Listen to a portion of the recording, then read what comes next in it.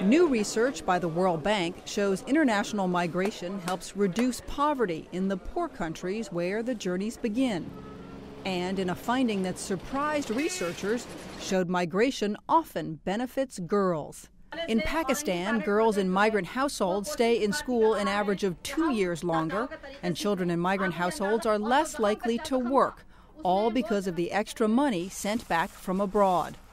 Out-migration has a fairly large impact on both the incidence of child labor, how many children are actually report working at all, as well as on the amount they work, right? So there's generally a shift of child time from labor towards schooling, and overall an improvement in child health, particularly for very young children, right? And the young child end of it is important because shocks to nutrition at a very young age can have very long-term outcomes. The money that the world's approximately 200 million migrants send home is not the only benefit.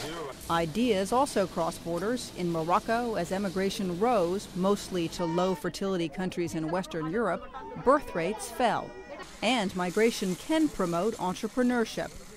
In almost every case that we can find, migration contributes to the alleviation of poverty. Sometimes very strongly because remittances are being sent back to poor households. Sometimes much less directly through, say, the health outcomes. Also sometimes through encouraging entrepreneurship among people who've returned, and therefore they can start to employ people. So I think the story is that migration is certainly a useful tool for alleviating poverty. It's absolutely not the only thing that you need to do. These mass flows of people are not without social costs, and migrants often face abuse and exploitation. But researchers argue that migration is a key part of globalization.